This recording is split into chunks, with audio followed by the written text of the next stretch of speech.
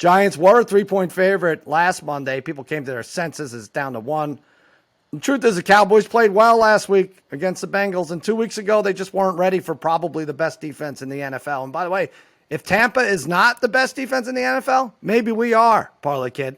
As good as the greatest defensive player of all time, Micah Parsons, has been, they don't have a lot of turnovers, though. We only have 1 pick, and I think we had like 6 turnovers at this point last year. Tonight, it happens. Danny Dimes turns the ball over. Giants slightly overvalued.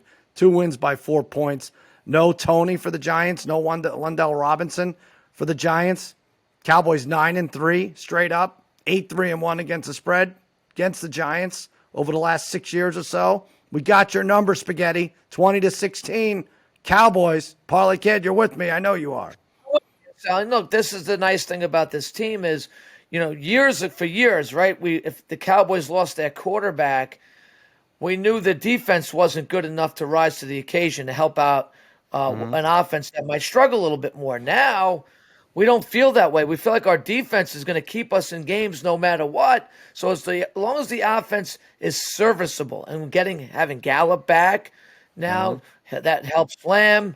Tony Pollard, which I'll talk about in a moment, he got it going last week for the Cowboys. Yeah, I like this Cowboys team to win. I'm not trying to be a homer. I think it's setting up really well for the Cowboys. And, yeah, I think the Giant fans feel confident about their team too. But I kind of like that the pressure's on them. Yeah. And because I thought after 6 games, Sal, I was hoping the Cowboys would be 3-3 when Dak went down.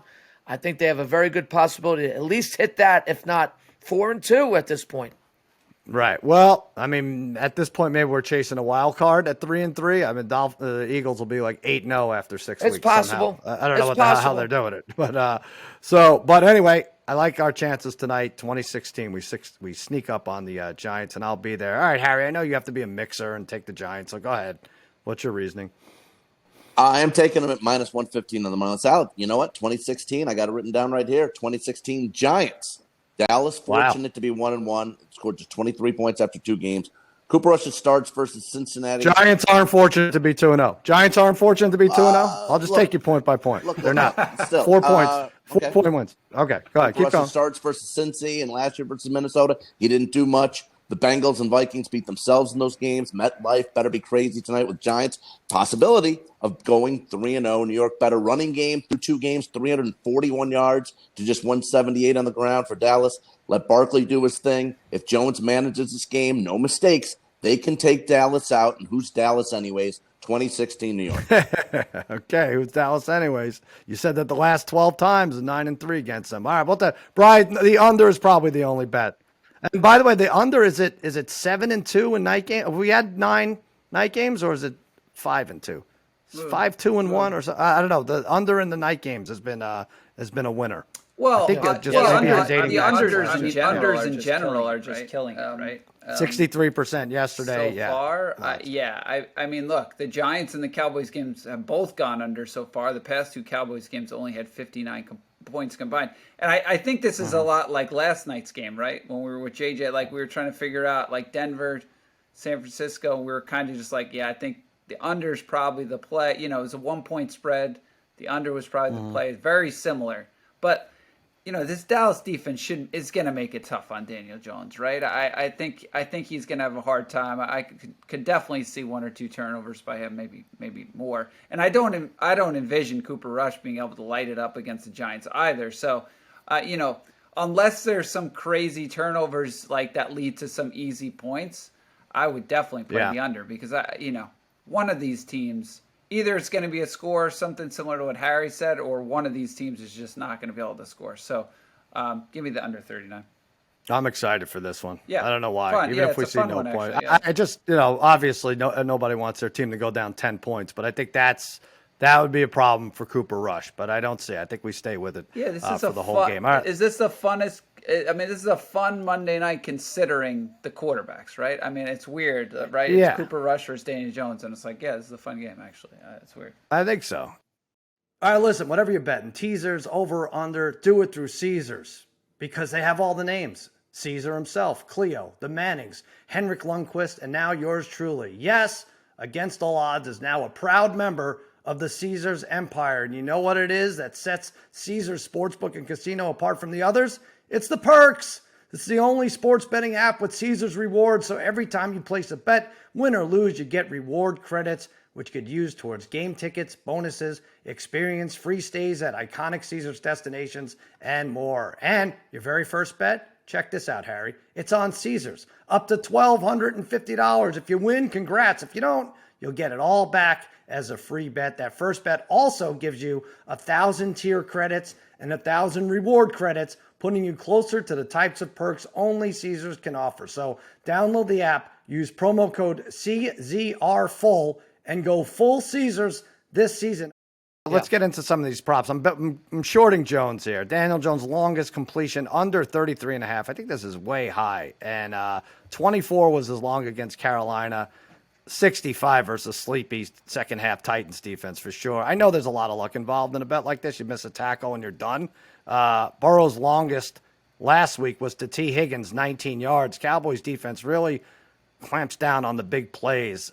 This game, for the most part, going to be kept between the 30s. I think 33.5 is a big number for longest completed pass. I will go under. Parlay Kid, what do you like? Yeah, I like that, Sal. I like the player prop of Tony Pollard, who I just mentioned, going over 18.5 yards receiving. Boy, I feel like after last week, this number is a little bit low. 55 yards receiving last week, 4 catches on 7 targets.